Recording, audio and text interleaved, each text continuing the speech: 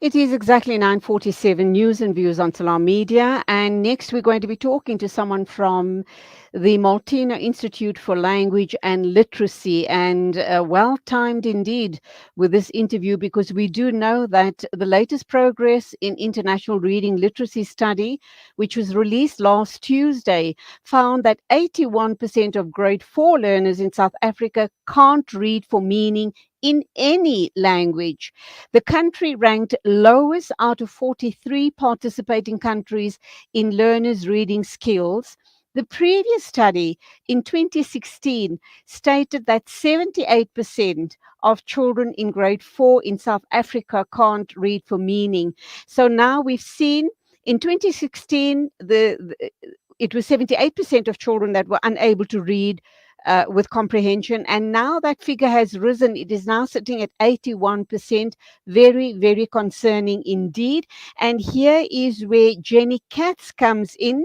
She is Research and Development Manager of the Molteno Institute for Language and Literacy. A very good morning to you. Welcome to the program. Thank you so much, Julia, and to everyone who's watching or listening. Okay, this is very worrying. Simply because if you can't read, if you can't read with comprehension, you can't make sense of anything around you. It's going to impact on your life now and obviously into adulthood as well. So before I get into the questions, tell us about Molteno. What are you all about? Why is this institute, in being, and what exactly do you do? How do you help people in this type of a situation? Okay, so Molteno has actually been around since 1974, so almost Wow. 50 years. We first wanted to look at teaching English as a second language decades ago because children were struggling with English. And then we actually realized that the problem was that children were not literate in their mother tongue, and that is the starting point for any kind of literacy. So we actually then changed things around and said, no, children need to be literate first and be able to read well, fluently, and with understanding in their home language before they can then transfer those skills to learning English as a first additional language. So Molteno had two flagship programs in what I'll call the olden days, like last century. And one was called Breakthrough to Literacy, which in fact many of our prominent leaders today actually learned to read using that program. Because Molteno worked right throughout South Africa and in other countries in Africa. So we started with Breakthrough to Literacy in all the African languages, and then we moved to a program called Bridge to English. After the new dispensation in 1994, and also with the new curriculum that was introduced, we found that we had to try and find a way of producing material that was perhaps more affordable, more economical to produce, but that would still try to achieve the same objectives. Beforehand, we used to have funders that used to buy the Breakthrough to Literacy pack, which is still in existence and is still used, but it's got quite a few components and it can be quite costly. If you can afford it, it's wonderful.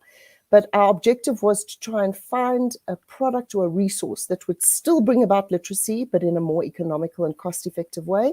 And that's when Vula Bula was developed. We started in about 2010, and we've been working on it since then. Okay, so what is Vula Bula graded readers? And is this a government initiative, or is it an initiative in partnership with Molteno? Okay, so Molteno conceptualized the whole approach and methodology of the Vula Bula readers, but once we showed it to government, the DBE definitely supports it and endorses it. And in fact, in 2019 and 2020, the whole Eastern Cape province provided a Vula Bula anthology to every single foundation phase pupil in across the province, mostly in isiXhosa and also in Sesotho. And there was an independent evaluation done by Ardington and Spall that actually proved that the children who received the anthology of readers, their reading skills did improve. So it definitely has an impact. Vula Bula has been provided to many prominent Department of Education initiatives across the country. But it is, other than the Eastern Cape one, it's been quite small scale up until now. But yes, the department is aware of it, they know it, and hopefully when the national catalogue is reopened, it will appear on the catalogue. The situation currently is very, very worrying. The illiteracy, or rather, if you know, when I look at it and we talk about grade four learners not being able to read with understanding, I label it as being illiterate, sadly. And I'm also wondering about those very learners, the type of homes they come out of. Does that suggest that their parents are not literate? Because that too is very worrying. And in that situation, shouldn't something be done to support the parents, to support the children? Absolutely, Julie. It's a vicious circle. So we do know that only 2% of the printed children's material in South Africa is in home language.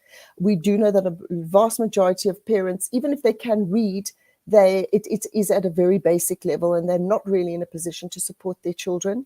So there is a lack of the correct resources, as well as a lack of the skills.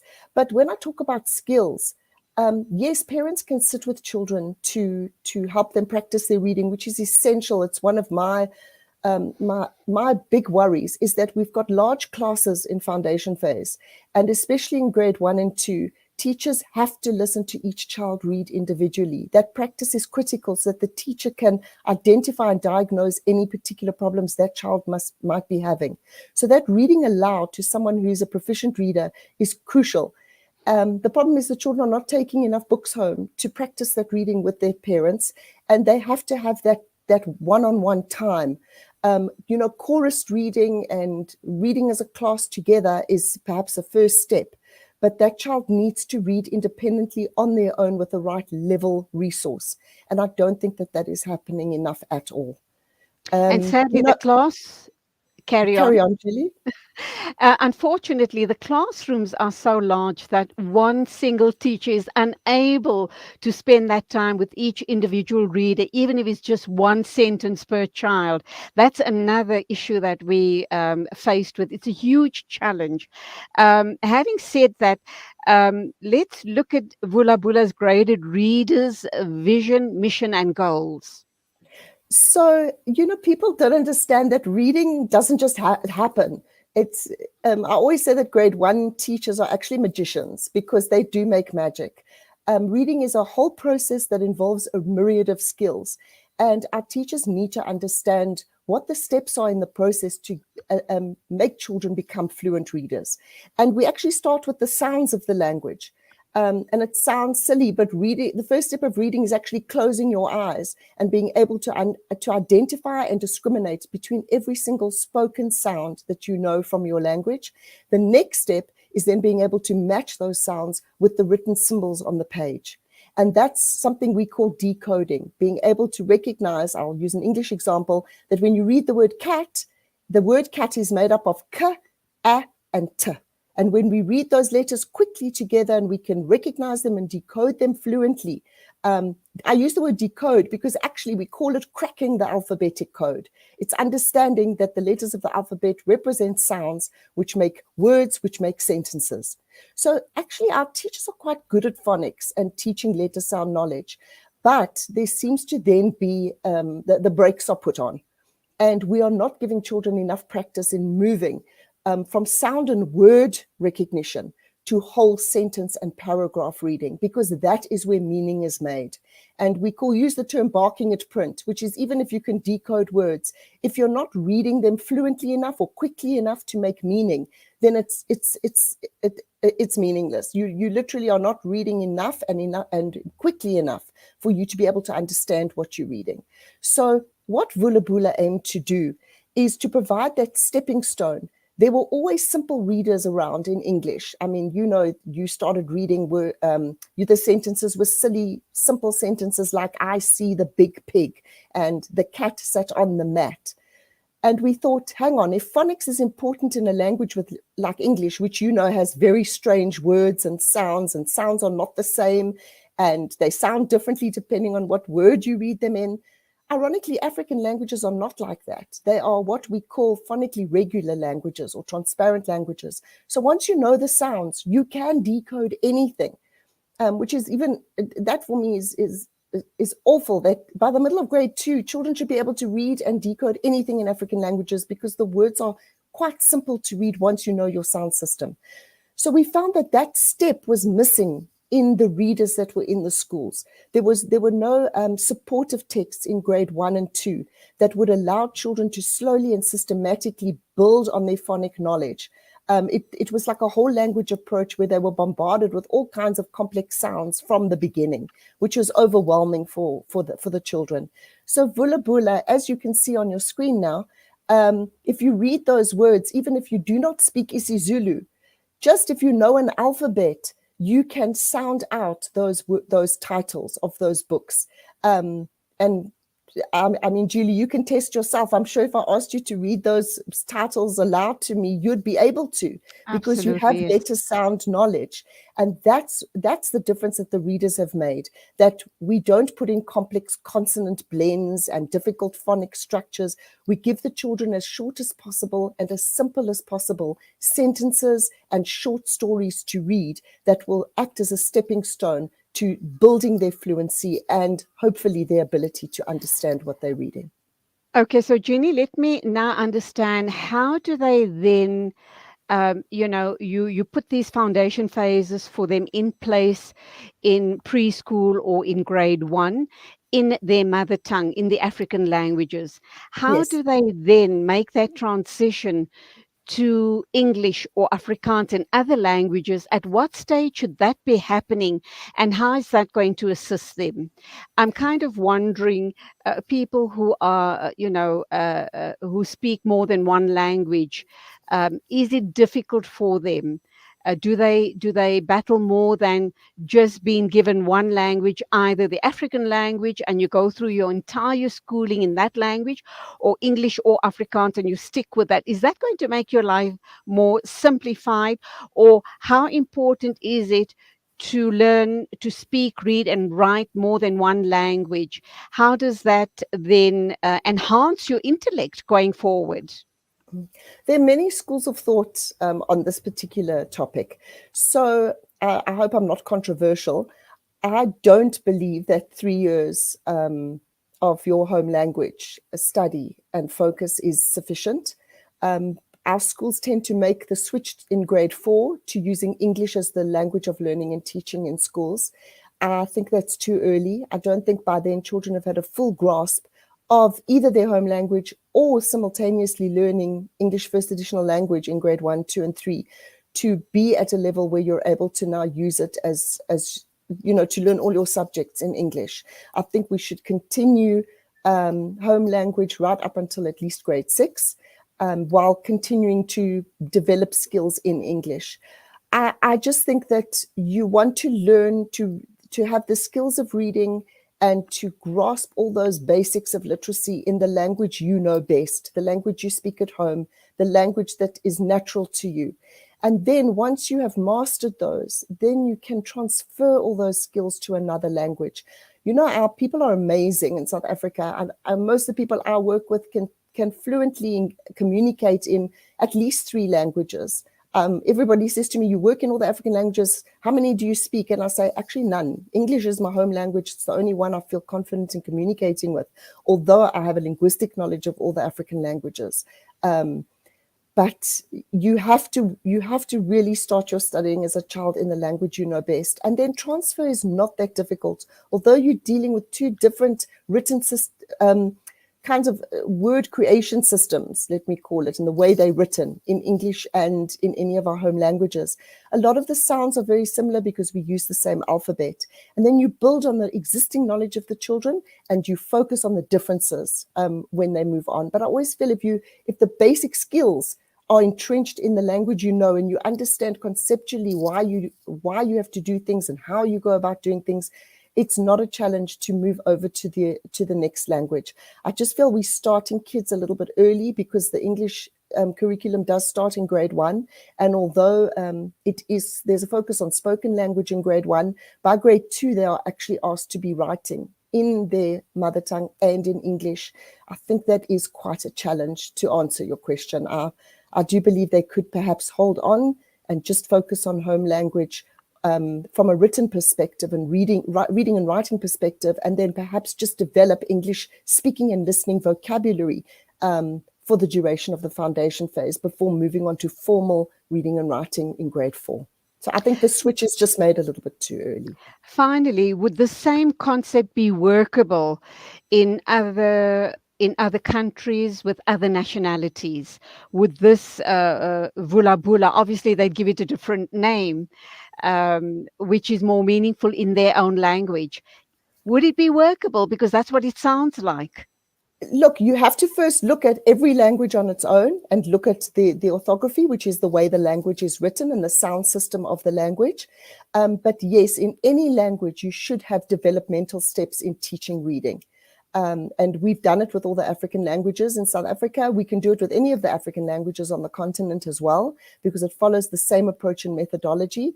But we do call it a phonics-based approach. And as I said, it depends on any language. But yes, you have to understand that reading skills need to be taught incrementally and systematically with enough practice for the children to make them successful readers. How do we move forward on this matter now regarding the 81% of grade 4 learners not being able to comprehend what they're reading? It's a huge issue. We need to go back to basics to start fixing it for the newcomers next year so that they're not faced with a similar situation in 4 or 5 years' time. So there's two issues really. How do we fix it and how do we assist these learners now to to make progress, but almost overnight, so they're not disadvantaged? Well, you need political will. You need dedicated time for reading. You actually need a national initiative. Like we say we have one at the moment, like a national reading plan, but it hasn't really been well communicated. We have to make reading appealing. We have to make it attractive. We have to make parents understand how critical it is for all education. We talk about literacy and we talk about foundation phase and the importance of reading, but I don't think parents grasp how crucial a skill it is for children to succeed across every single school subject. So what we need to do now is we need to do intensive training of teachers in making them understand the process involved in reading, and also being almost like being when you go to a doctor when you're not feeling well, and the doctor's able to diagnose what's wrong with you and then give you the right medication. We almost need to teach teachers how to do that. Look at kids, understand what are the problems they're facing, where do you need to focus your teaching, what do you need to do more of in the classroom, and focus on that. We dedicated reading practice time in the classroom. And as I say, not only choral reading, but listening to every single child read on their own. I know there have been some initiatives where they've brought in assistant teachers into the classroom, and that has shown great success. Those kids have to be reading every single day. It's an absolute priority. So we need them practice. We need teachers to know what they're looking for and how to fix any problems in order to get these kids reading fluently. And most importantly, they need the correct resources. So we believe that Vula Bula can assist Molteno does do training and coaching of teachers. So we're able to assist on all 3 levels, but primarily the supply of the correct reading resources that will give them the rungs of the ladder to be able to let them climb up. So I think there's definitely a lot of things we can do and put in place quite quickly to resolve this, because it is a crisis and we should be all feeling quite desperate about it. So, Jenny, are we depending on the Department of Education to make these resources available, the Vula Bula graded readers? And undoubtedly, as you've indicated, teachers need to be educated in how they then pass on the information to the learners. Is the department on board, or are you still in negotiations with them? They definitely partner with us. They are aware that the program exists. I think, we've got to find the budget in order to put Vula Bula readers and more cost-effective anthologies in every single school, in the hands of every single child in the country. They exist, they're there. We just need somebody from the DBE to, pick it up and run with it. I almost feel it's, that's the sad part for me, is we have a solution that, as I say, has been evaluated and has been shown to be successful. We need to make this resource available to everybody, and we need to do effective teacher training on what what it means to be a reading teacher, which is effectively what a foundation phase teacher is. You have to understand how children acquire language, how they learn to read, and then know how to remediate. Otherwise, they just promote them to the next grade and actually haven't identified the core problems, which are a barrier to comprehension. And Julie, if I can just add, our children need practice to answer comprehensions. I always feel like Absolutely. they do this Pearl's test, and I often wonder, have they ever done something like this before? Are we preparing them? Are we giving them enough practice in answering multiple choice questions, in reading a passage and finding information in a passage? How can we expect them to actually be tested on something that they themselves haven't had any practice in? That would be daunting for me, even just starting a test that I've never seen before. So we have to also think about preparing ourselves for what kinds of assessments we need to be doing in future. And if this is an international benchmark, then of course we need to be starting early, that by the time our kids write that test, they should be, oh, we've done this so many times before. Let me read and let me answer questions. I know how to do this.